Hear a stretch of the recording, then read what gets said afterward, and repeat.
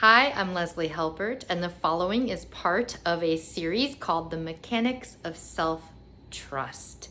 If you don't have the entire series of nearly 20 conversations yet, you can get them all for free by simply going to dynamicvoicetraining.com/conversation series.html. That is dynamicvoicetraining.com/conversation series.html. Thanks so much. Enjoy. I'm so happy to have the opportunity to speak today with Julie Jeske, relationship and sex coach based in Portland, Oregon. And I'm really looking forward to diving into the territory of the mechanics of self-trust and trust when it comes to this very distinct, central, and potent topic. So before we go into kind of unpacking that, I'd love to get a little bit more familiar with your background, what brought you to the work that you're doing today, and how you frame your work and how it's applied into the world and the kind of people you work with. Great. Well, I'm so excited to be talking with you. And as you're talking about what we're going to talk about today, it sounds so juicy and feels so alive for me. So thank you for having this conversation. I'm excited. So I have been in private practice as a therapist it'll be 11 years this summer. And the way I got here feels really windy and with lots of surprises and then sometimes I'll tell people what I do and they're like, oh, I would have anticipated that 20 years ago. So originally I was an actress years and years and years and years ago. And I had a friend who was doing parties for women, like sex toy parties for women. And I was like, that'd be really fun. I think that would be like playful. I could be funny. It's a little bit, I'm Midwestern and it's a little bit like surprising, slightly taboo. And that was a little titillating for me. And I started doing these parties and it was so much fun. The women were fantastic. What surprised me was that I would do this, presentation. They'd be, eating and drinking and laughing. And then we would go into a separate room, one at a time, or sometimes someone would come with a friend. And these strangers started pouring out their hearts to me about feeling broken, feeling numb, feeling like there was something wrong with them over and over and over again. And the stories I heard, I was not prepared for. I wasn't trained for the stories that I heard. They were so moving, and I felt so honored to be able to be a witness. And it really made me want to do more of that kind of work, less of the presentation and like talking to a group, and more of that really intimate, vulnerable conversation that I was having with people. And so I decided to go back to school. I already had my undergraduate degree in theater, and I went to get a master's degree in therapy. Because I didn't have I had taken, a psychology course probably in school, right? So I got a lot of education about how to meet with people and be with people therapeutically, and then was doing, in addition to that, more work around specifically the sexual realm, which you'd be surprised how many therapists aren't comfortable talking about sex, right? And so I have a lot of clients who were going to a therapist for something else and come to me specifically to talk about that. Probably right now about 75% of my clients are couples. So I do a lot of couples therapy.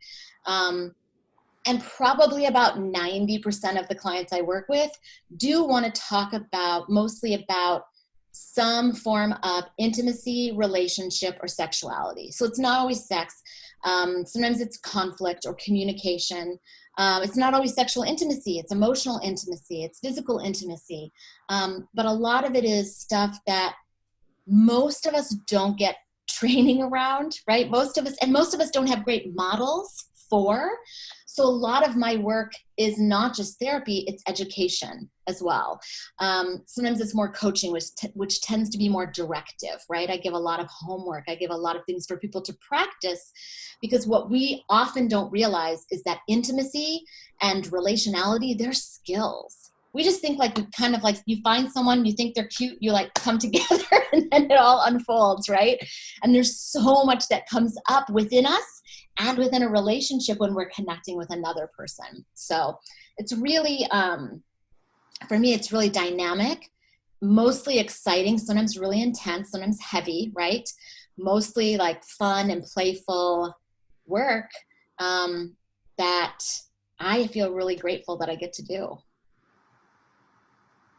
I'm like, where do I begin with all the questions and all the questions I have for all the people that I'm imagining are going to have questions? Yeah.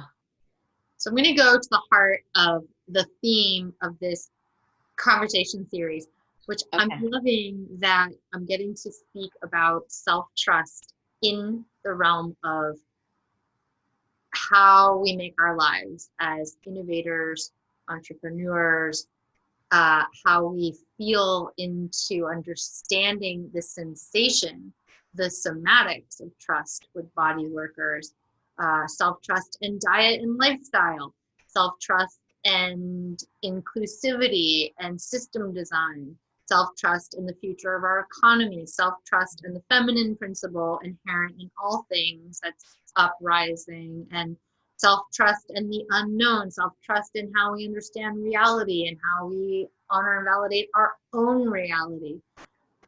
So one of the first things I want to ask you, because we're talking about something that is literally the essence of how we all, most of us all come into the world, many of us come into the world through like actual intercourse. And when it comes to understanding how to feel what's right for us as women and men, how much information do you think we're really getting from our sexual reproductive organs? Like, where do you, how much intuition do you think is like below the belt? And people talk about following your gut a lot, and we've kind of heard about like the oracle of the female body, and how we can listen to our womb and our wisdom. But how do we start to like, what does it actually feel like to start to listen to our genitals? I can't believe I just said that. Like, now we're getting in there. Here we go. That's like 5 questions. It's so complex. And also, it doesn't need to be, right? Because like you're saying, it's this innate part of us, right? But I think what's tricky or problematic often is that for a lot of people, we've been trained not to trust our bodies or our intuition or our desires, right? So sometimes in order to tune into like what it feels like, we have to kind of sift through a lot of the messages that we receive in our culture, the messages we received from our families, from any other organizations that we were maybe a part of growing up that had strong messages about pleasure and sexuality and guilt and shame. And I mean, I remember years ago, I was leading a 10-week group for women, and it was all about discovering who you are as a sexual being. It was based on this idea that most of us think being a sexy woman looks this way, and if we don't feel like that, then we don't feel sexy, right? But it was like really getting to your true essence of like your signature, your sexual signature, like who you are, what do you want, what lights you up, what makes you go, nope, I'm going to pass on that, right?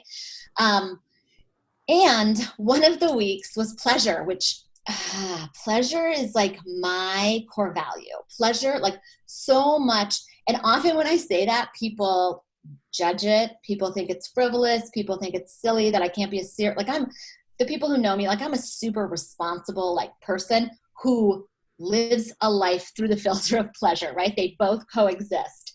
Well, and I said, I have some serious science-based understanding of the function of pleasure. As a voice coach, the voice is all a pleasure facilitating tool. it's very similar and actually looks very much like Yeah. our genitalia, the inside of our throat in Oh, yeah. and I mean, Yeah. pleasure is, I think, so essential to all proliferation. I mean, if it wasn't, there would be no sensation at all in our body. Right. I mean, we have sex organs that are just for pleasure, right? That's like the sole purpose, right? So we did this week that was all about pleasure, and I was so excited. I was like, this is going to be the best week. Everyone's been living for this week. And we showed up and people were just like stony faced. I was like, what? This is the pleasure week. Are you so excited? And they were like, I can't talk about pleasure without talking about guilt. And that just, I didn't realize that at that moment, right? That for so many people, guilt is a hitchhiker to pleasure, right? So it's like trauma. If you've got trauma experience, if you grew up in a family where there was addiction or dysfunction, where it's like this intuition was like, something's wrong here, and everyone around you is like, no, it's not a problem. We've learned not to pay attention to that little voice inside. So if I don't pay attention to that little voice inside in terms of how I connect with other people, then I may not pay attention to it in terms of how I connect to myself, which means I may not know what feels good based on my truth, but on like what movies tell me is supposed to feel good, or what my sexual partner tells me is supposed to feel good, or what people in the past have told me, or what other friends say feels good, right? There's so much. Yes, we have it all right here. And I think there's so much most people have to sift through to get to it, because we've really been cultured or conditioned to not pay attention to it, to not feel it, to be a good girl, right? Or to be a good partner, or to not be too much. I don't know if I've been told not to be too much quite a few times in my life. Like, so it's like trying to bring it down, bring it in, bring it in, bring it in. And the more we do that, the less in tune we are with our own experience. Wow. So something that I've kind of landed on before, it's definitely thematic and essential to my own modality of work, and I'm finding it cross-platform, is that it's nearly fundamental, or it is fundamental, or even synonymous in realms of how we learn to trust ourselves, is how we allow ourselves to have sensation. In a way, I'm not necessarily that, like the actual topic of sex itself is so fascinating, and it's edgy for me, so I'm excited to kind of go into it publicly in this conversation. But I'm also just interested in the information system that our sexuality is for much more than just sex. Like, I'm interested in the fact that we're having a sensual, feeling-based experience in our whole life. But for many of us, and I think depending on how we gender identify, it's different for each of us. We can have a different kind of numbness, or a different kind of disembodiment or disassociation happening in our body, where we're really operating from just this cranial state. Yes. And not really finding trust, because we're like dismembered in this capacity. Like, we're just. So how do you help people, for example, if someone comes in and let's say they're single, or maybe they're in a relationship, it doesn't matter, and they're having a hard time feeling. How do you start to help people support their feeling? Like, what does it take to increase feeling and sensation? I really slow it down for folks. And I think for a lot of people that can feel frustrating, because I think we also live in a world, at least pre-pandemic, where most of us could get many of the things we wanted very quickly, right? So a lot of people come to me and they want something to change relatively immediately. They want a pill, they want a quick fix, they want to read a sentence and have it be different, right? And I think if you've been conditioned not to feel, or if you are living from, it's like, I often will be like, we've got to get you out of your head and into your body. That is something I say to at least 50% of the people I work with, right? It's like, we are like little heads walking around, and our heads are so wonderful, and they help us live in so many ways, and they have great information. Not the best place to live from in terms of pleasure, sensuality, deep intimacy with ourselves or with other people. We have to be embodied for more of that, right? So it is bringing down to more of the sensation, the tactile sensation. I love working with people around something I call sensuality, right? And I think we use sensuality as like a euphemism for sex, and I'm not talking about sex here at all.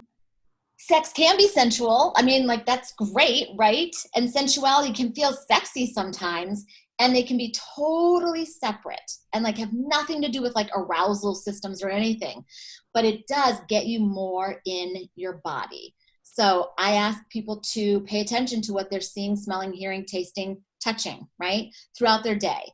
I love to go on something I call sensual walk, where I walk in the world and I notice all my senses, right? Places where senses are typically heightened just in our normal experience would be a shower or bath, or food or drink, right? I mean, I've been known to make a bit of a scene when I have my first sip of my coffee in the morning, because it's such a sensual experience, right? It's like, it's so enlivening. Or we can totally skip through it and not even notice that it's happening. Wow. Very, very fascinating. So here's a question for you. Okay. Do you ever do like 1 minute visualizations, like getting your clients to drop into their body? And would you give us one so that we can kind of like explore what it's like to call upon a sensorially awakened state and navigate from there? Like, maybe we could even think individually, all the listeners, of something in our lives that's current, that we are making a choice about, or it's like on our mind a lot. We don't know if we should or shouldn't, if it's right or wrong for us. And then just kind of like get a sense of where that is right now. And then maybe we could do a little practice and kind of get a sense of how it's sitting with us afterwards, just to see how we trust ourselves when we have our senses more awakened versus when we're just thinking things through. Yeah. I mean, a lot of the visualization I do is about connecting to the body, right? And connecting to pleasure, which would be a different, it's like I give people things to listen to or do themselves before more sexual intimacy, right? But I can tell you personally, I imagine a bar inside of myself as I'm making decisions. And if it lights up, that's like it. And if it doesn't, then I need to like revisit that, right? So to do something like that, I mean, I like to start everything kind of in a more neutral place, right? And it starts with more of the mindfulness. So when I say sensuality, some people talk about it in terms of mindfulness, which is tuning into your senses. So if people want to take a minute right now, and we'll get kind of quiet, depending on where you are, everyone's going to have a little bit of a different experience, right? But if people are comfortable, they can close their eyes or find soft focus somewhere, right? And just take a minute to breathe and to notice. Notice what you hear. Notice your body against a chair or the ground or a bed. Notice what it feels like to fill your belly with air. Notice anything you might feel in your body right now. Sensation, tension, heat or cold. Maybe you're hungry. Just scan.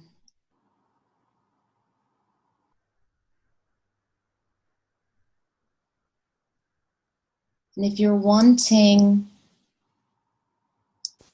to connect with a part of yourself that has that inner wisdom that's for you and not anyone else, we're going to connect with a couple of different places and see what you might notice. First, put your energy toward your heart. And if that feels hard, you might put your hand there and notice what that feels like. You can feel a little pressure from your hand or a little warmth from your hand. Imagine what color you could feel your heart right now. If it feels big and radiating or small and unattended.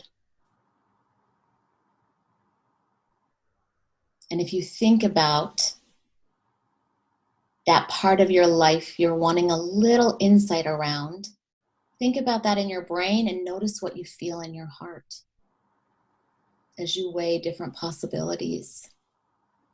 Does your heart react to that?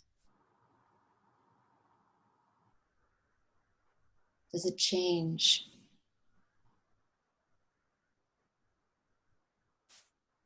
Let your attention move down your body to your belly, to your gut. Notice what that feels like when you put all your energy in that part of your body. The sensations you feel, the colors, maybe words bubble up as you pay attention to that part of your body. Breathe into it.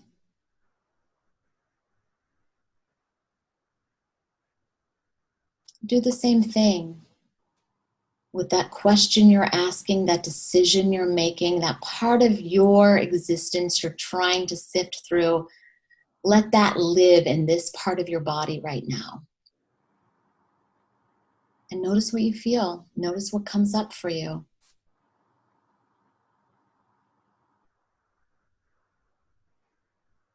Notice if you expand when you think about it, if you contract in that part of your body. If nothing happens, all we're doing is being curious.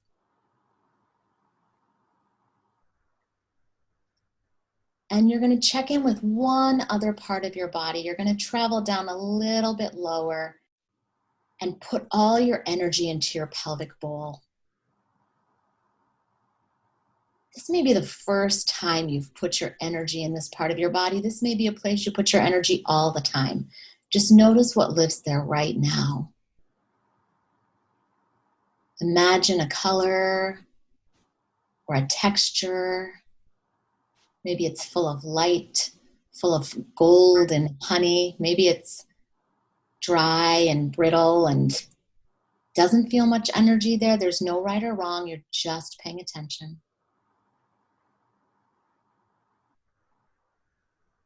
And bring that same awareness to that part of your life that you're sorting out right now. And let that live in this part of your body. Let it roll around a little bit.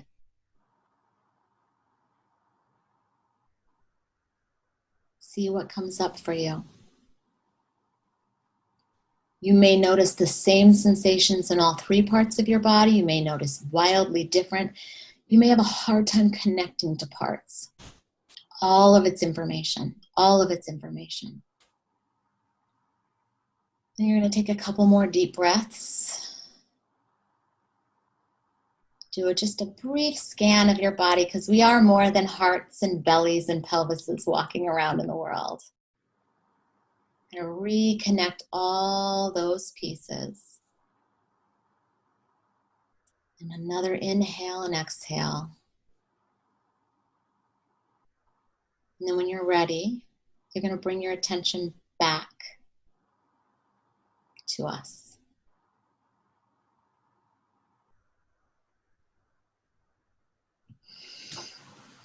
And so you can also notice what you experienced and bring energy. Like if part of your body felt like a frozen tundra or a dark forest that was hard to see through, right? You can bring more light and more energy there with practice.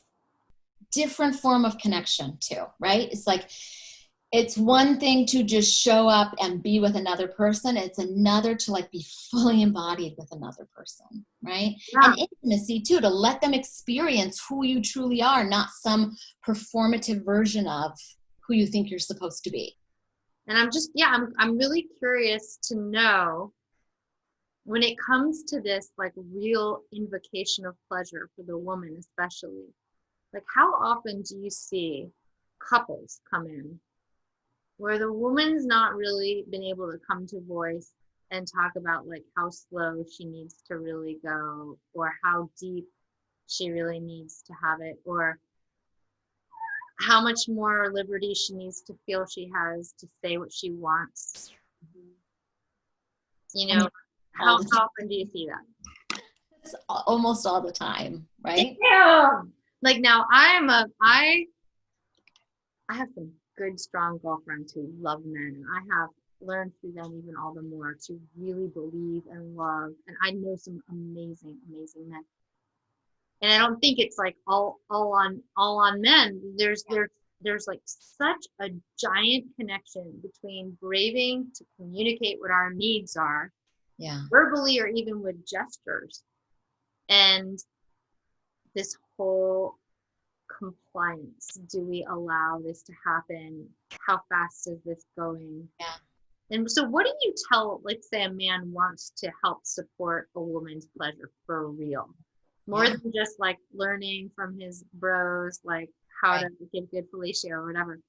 What do you tell a man in a relationship, in a heterosexual relationship with a woman, let's just say, who really wants to be present navigating what her experience is like? What are his cues? How does he know? Well, his cues are to tune into the person he's with and not his ideas about what having sex with a woman looks like or what it used to look like, right? So I often hear from people that are like, every other woman I was ever with had an orgasm this way, or, you know, this has never been a problem before in other relationships. There's a lot of comparing that happens. And I think people forget that each human being is unique. And pleasure is wildly unique. We have our own individual erotic blueprints and templates. And so just because you got one person off one way doesn't mean you'll get everybody off that way, right? So it's about slowing down and trusting the person that you're with. Now, in a great experience where both people can give voice to what they want, I think it's so interesting you do work with voice, because so many people I see have no sexual voice. You know, life moves in waves all the time. You know, we're having these kind of epiphanies of energy and these decreases of energy and in our lives. So if we're not riding that in our life, right, how are we ever supposed to drop into that? Yeah. Well, and then so if you have a male partner and it feels like he's not reading you, I would say check in too on like how vocal you're being, how verbal you're being, how much you're moving. Are you arching your back? Are you indicating what your experience is? Because if we want, and often I will hear this from all genders, but I think I hear it more from women, because I think we're socialized this way a little bit, in that we don't want to have to ask for what we want. We don't want to have to say it out loud. We want someone to intuit it. I mean, there's whole romance movies made around like, we didn't even have to say a word. He just read my mind. Like there's this idea around that. And so I will see people who are like, I don't want to ask for what I want sexually. I don't want to have to give any indication. I want him to know. And it's like, I get it. I know what it's like to want someone to intuit, but there has to be something for them to intuit. So if you're totally shut down from your body, right? If you're shut down from your voice and you're just there and expecting someone to know how to read you, there's nothing for them to read. So we have to like open this channel from mouth to vagina, right? And like find a way to move energy through it so that we can experience ecstasy and another person can connect with it as well. Otherwise, we're just two people having these like kind of shut off experiences, you know? So how often do you notice in a committed relationship where one of the partners is always the instigator and the other one is, not? And what does that do? And do you ever see that where like the woman is always the instigator? Like, is that more common than we think even? It's not quite as common. I mean, if you were to like stereotypes are often built on more what's in the bell curve, right? So more often in heterosexual relationship, I see it where the male's the one who's initiating, right? But I often see it flipped as well. And in same-sex relationships, I often see one person who initiates more than the other. So I think having one person who's doing more of the initiating can be typical. Every once in a while, I'll see people where one was doing the initiating and they were getting rejected, what felt like often to them, so they stopped, and now they no longer initiate ever. And so the other person has had to become the initiator if sex is going to happen, right? But there's often like a power struggle around initiation, or like a role, like it's my job to do this, or I'm supposed to do it this way, right? What would you say lends to the most healthy, most creative, sustaining, sexually active, I'm just going to go into heterosexual monogamous relationship, or no, any kind of monogamous relationship. Okay. Yeah. Talk about any kind of monogamous relationship. Yeah. What would you say is the character of the relationship and the sex life that allows for mutual enjoyment for the long run? It would be people who take, if not equal, almost equal responsibility for the maintenance of the relationship. People who are similarly growth oriented and relationally oriented. People who are going to take personal accountability for not only their happiness, but for the person they love, that person's happiness as well. And so there often is like a mutuality there, right? And that doesn't mean it's like, but they're also not tracking like I initiated, it's your turn. Like, it's just like, I like you and I like sex. And so let's do this thing. Or it's busy parents who don't have a lot of room for spontaneity, but then they're making plans like, let's have a date. They're making more plans around it, because one of the things I see around folks who have happy sex lives is there is a level of consistency. And that doesn't mean it has to be boring. It doesn't mean it has to be routine, but it means there's a prioritization to that part of their life. And in order to get there, people are prioritizing it in whatever way they do, whether it's by scheduling, whether it's by personal accountability for the initiation, whether it's, taking a class or reading a book or going to buy something new. Like, they're investing in it the way they would invest in something else in their lives that's important to them. Totally. So here's an amazing thing to consider. A lot of us have had relationships that haven't worked out. Yeah, totally. So when it comes to getting involved sexually with someone, how important is it to know from the beginning what you're really looking for? I think it's always important to know what we're looking for. Then how else can you know you have it or you found it? Unless all you're looking for is just fun. But then even then, that's what you're looking for. And so if you're not having fun, you're not going to do it. Like, we always need to know what it is we're wanting. So if I want something casual, I need to know that, so then I'm going to be with someone who's looking for something relatively similar. If what I want is to have a new sexual experience, I need to know that so I can be with someone who's open to new sexual experiences, or maybe has experience doing the kind of thing that I want to learn more about. If what I'm looking for is a really deep spiritual connection with another human, I need to know that so that I don't waste my time with someone who's not interested in the same thing, right? That's great, because I think sometimes we know what we're looking for, but there's something that's alluring and we go deep into something. Oh yeah, we don't always listen. I mean, that's the other piece. Like, self-trust is one thing. Listening to it is another, right? And that's sort of like part and parcel, right? With the whole self-trust piece. It's like we break our own trust. Yeah. And I think that's where a lot of the heartbreak comes after a relationship, is not the broken relationship, it's the broken self-trust. Yeah. Yeah. Oh yeah. So often we're disappointed. Like, I knew, right? I knew this was right. Sometimes it's the death of a dream, like that I hoped that we could get there eventually, or we made these promises and now they're not happening. Or sometimes it's embarrassment because, there still is something in our normative culture that views relationships ending as failure, even though they rarely are. Like, often beautiful things come down the line, right? Or sometimes right at the end of a relationship. There's so many competing ideas and things going on. And often a lot of them come back to our role in the relationship, or the choice of the relationship, or the choice of ending the relationship. Sometimes it's interesting because I think sometimes people who are really empathic and can feel a lot of energy viscerally, sometimes that's the thing. Sometimes people who are really codependent have a hard time letting go of other people's feelings and expectations. And, oh God, I really want this kind of sex, but I don't think you will. So I'm going to not see what I want because I'm going to get like, so there's, sometimes it's more of like a shift up here. And sometimes it's more of refocusing our energy back into who we are and what we want, not at the expense of paying attention to other people, but so that the messages from here are as loud as the messages out here, right? Really? I still want to know your experience. To be a good lover, I have to be able to connect to you.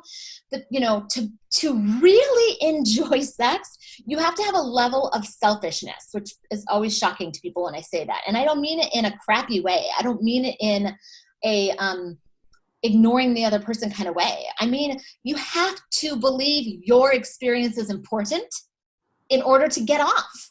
Otherwise, you can't tune into it. I mean, you're not going to move toward it. Too, but I know for myself that being with a man who I know is only trying to please me, and if I'm just trying to please him, it's like so in vain, right? Right? And it's confusing because we are kind of we glorify pleasing, which, yeah, I love being with someone who wants to make me feel good, right? But if that's the only thing, it does start to feel kind of one-sided. But receiving, we don't put enough emphasis on receiving in relationship, whether it's friendship, any kind of relationship, but especially when it comes to sex, yeah. What you just said a couple minutes ago, I want to go back to, because it was a moment I think needs to have some space around it, because it's so true. And you said that we need to have equal amount of hearing volume on what we need, as well as focusing on what someone else is going to need to validate ourselves. And so when we can have a practice, whatever it is, separately or together in our connections, and we engage with space in our environment enough and can stay able to feel self while we feel space in others. I think this is a good way to start being able to find what our, like you said, what the erotic blueprint is. Because I think a lot of times when I hear erotic blueprint, my first thought is oh, that's one of the 5 archetypes that we've been handed as, or another thing I think is giant, and I'd like to kind of going into this before we go back, one more kind of area. I've known great men who, and I think some men I think haven't just even admitted it, but I know some great men who have actually been strong enough to say, I have a really hard time loving you and honoring you as a woman and having sex with you, because I want to have sex with a woman, a stranger or a porn star, or just an abusive, and I think that there's an erotic blueprint underneath all of those scenes. Because to me, some of those scenes, even when we tap into these erotic kind of plays, I think archetypally they must hold some truth, because they're pretty freaking prevalent in our the fantasy scenes of the doctor or the this or the that. But wouldn't you say underneath it, eroticism goes to something even beyond image and into a sensorial place? What is eros and eroticism on the most basic level?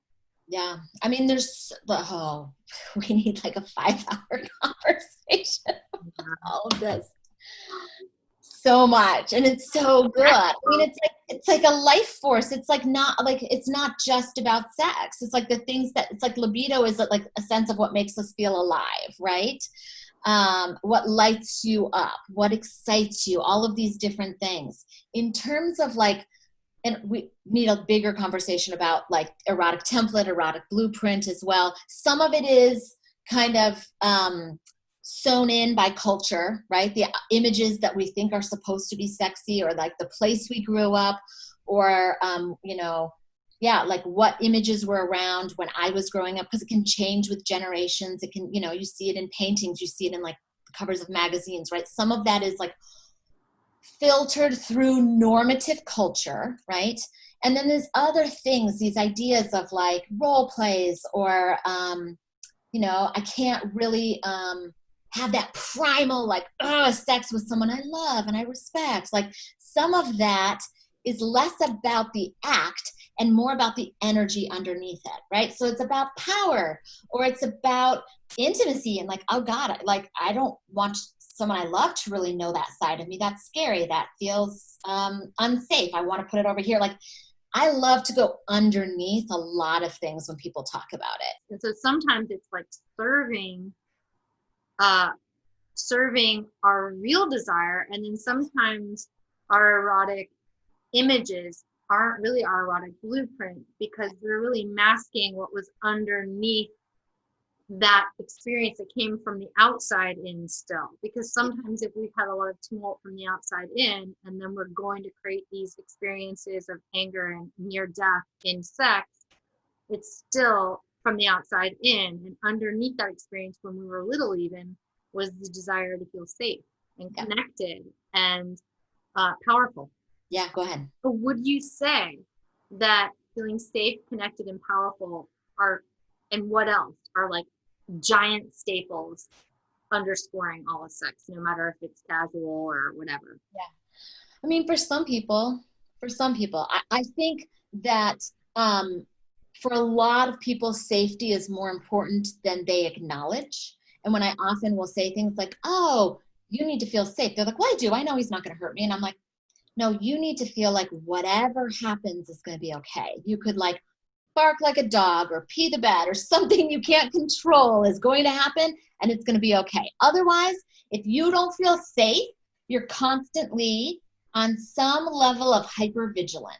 If it's not safe that when I turn my belly hangs to the side, if it's not safe that like I don't like the way I look without my clothes, whatever it is, right? It's like, it needs to feel safe in order for me to open fully. That's trust. That needs to be okay.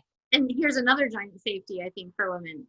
If it's not safe for me to be like, I love you. If it's not safe for me to open my heart after like a year of dating. Yeah. If it's not safe for me to ask a question, if it's not safe, then you're being hyper alert again, and you're like, or like, oh God, I hope I don't enjoy this too much, because what if I blurt out I love you during sex? Like, there's a level of self-imposed limitation that's happening. So we do need that safety in order to be free. I need to feel safe in order so that I can release fully, right? And it happens in all genders. It looks different for different people, I need to know that the house isn't going to start on fire. Like, often when things interrupt safety, like erections go away or people close down, I need to know it's safe that I can ask for this to stop, or I can say it needs to stop. I need to know it's safe for my needs to have, they're important, right? And we don't think about any of this. We think about like bodies and mechanics. We don't think about like the emotionality underneath it, right? About like what happens when we do show up authentically with another person in a really vulnerable way, and they do or don't meet us. Like, it's funny because sex is about sex sometimes, and sometimes it's about all these other things. Oh yeah, and this person, if we're talking about a committed relationship, I think it's important to actually have a discussion and say, what is sex for you? Yeah. Oh yeah. For some people, it can actually be a place where they feel reaffirmed of the commitment. I'll say from like growing up in the 80s, 90s and seeing a lot of John Hughes movies, like I thought that's what it was. It's like, sex, we're done. Yeah. We're going to love you forever now. Yep. Yeah. For a lot of people still, it's reassurance. Like, someone's like, oh, if we're still having sex, we're okay. We're not going to break up because you wouldn't have sex with me if we're going to break up, or you must not be mad at me, or you still care about me. For other people, it's like, no, sex is just like something separate. I get this elsewhere, right? And so you have all these different human beings coming together and doing this thing that they think looks the same for the other person, but it's like we're speaking different languages sometimes.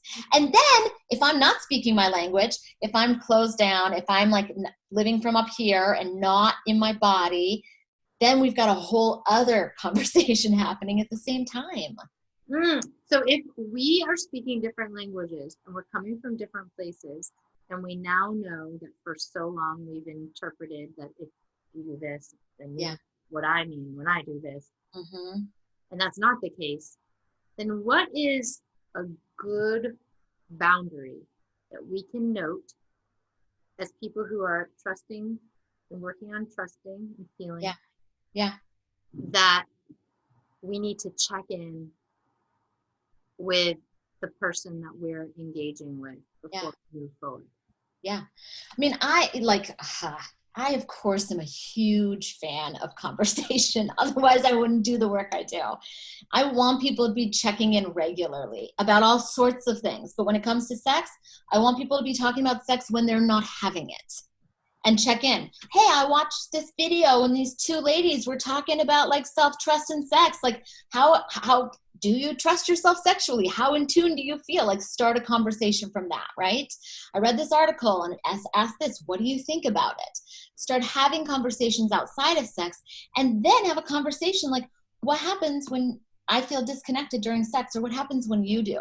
What I will have folks do is, you know, the way I talk about it is like when sex goes sideways, right? And it can happen for all sorts of reasons. It can happen when one or both people have a history of trauma, so they get activated somehow during sex. Something happens, they start to disassociate or start to have some big feelings, right?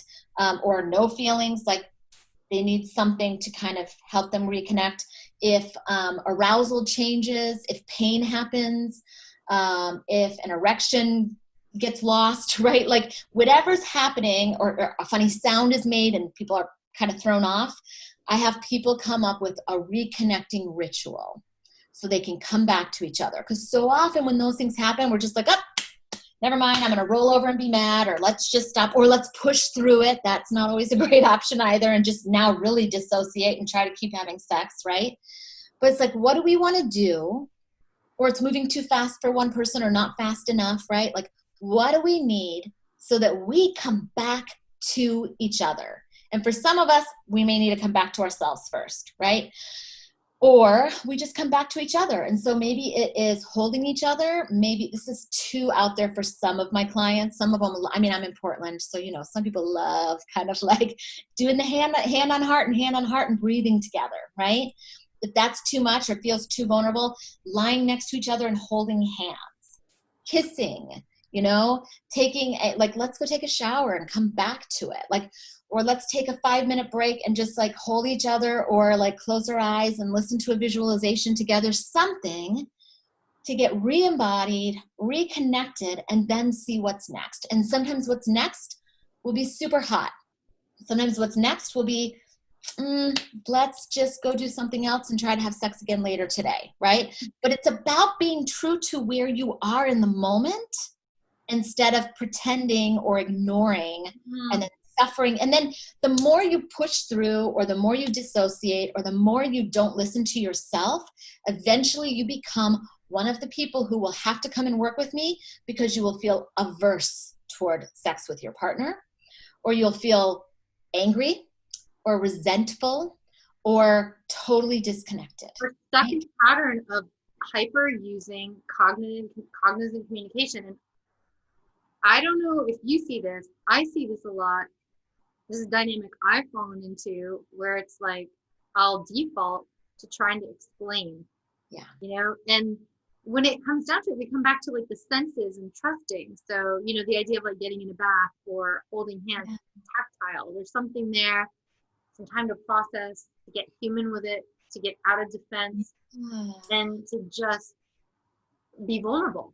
And I think, wouldn't we say that in any, let's say, long-term relationship or even a short-term relationship, there are going to be moments of missing each other? Like, oh, sure. Yep. Absolutely. Even really skilled communicators and people who are very emotionally available, like, we are humans. We all like make missteps, or we pay attention 99.9% of the time. And the one time you say something, I miss it. Like, that is going to happen. This is all, like, sex is going to go sideways. Like, it does. It's not, so many people come to see me and they're like, I just want it to every time gets better and better and better and better. And I'm like, nothing does that, like, it's going to be great. And then you have an off day, or it's fantastic. And then like, you like can't have an orgasm, even though what normally works isn't working. Like, it's like any other part of our life where there's going to be some variance, right? What you need to know is what feels good for you at any given moment, so you can more likely move in that direction. You can give voice to it. You can make requests. You can receive, right? If that element isn't there, if that self-attunement isn't there, and then that partner attunement isn't there, you're going to be way less likely to experience it, though. I think that that's sort of it, is that piece you keep saying, allowance, coming back to recognizing that change is the way of life. And so we have to keep checking in. We can't just say, oh, well, it's Tuesday. It's always like this on Tuesday. Yeah. No, it's what is true for us right now. And in order to know what's true for me, I do often have to slow down. Like, people, I will say this, I'll say something, like I'll be like video chatting with a friend or something right now and say something, and I'll go, hold on, is that true? Yeah, that's true. Right? Like, I have to stop and check in with myself. Like, there's certain things that I know are mostly true, but like, they may not be true right now in this moment, right? So it's like really having the skill of slowing down and checking in with yourself. Just because this felt good yesterday, will it feel good now? Will this give me pleasure? Can I say one brief tiny thing about pleasure, which is, for me, I use the working definition of pleasure, which is a feeling of satisfaction or enjoyment. So it doesn't have to be wild ecstasy. It's like, what would feel satisfactory or give me enjoyment? So sometimes it's just like a little touch on my arm, right? It's like, the more we check in about what feels good, the more possibilities there are, and the better everything is. The better everything is, because life is hard. Why not allow for some feeling good amongst all the hard? Julie, thank you so much. How do I direct people to either work with you, learn more about your offering? You also have a podcast. I do, yeah. So my website is juliejeske.com. I'm on all the social media for Julie Jeske. And then I have a podcast called Swoon with my friend and colleague Gina. And every week we have a conversation about sex, relationships, intimacy. And it's super fun and like a free resource for people as well. Awesome. Well, I'll have all that information linked below. And it's been really a pleasure to get to speak with you. And I also wanted to just commend you for the bravery of your work and just following your truth in that capacity. Because, I mean, if we think about it, 200 years ago, hell no woman would be able to, like, no person. I mean, very few people would be able to, like, really have that gift, or be able to give that gift to the world. And it's something that we need so much. We need to be able to see, connect, and learn about this area, this aspect of our life that's so central. Yeah. Especially if we're going to respect each other and respect even how we come through the birth canal, which is pretty essential. Thank you. Thank you. Thank you.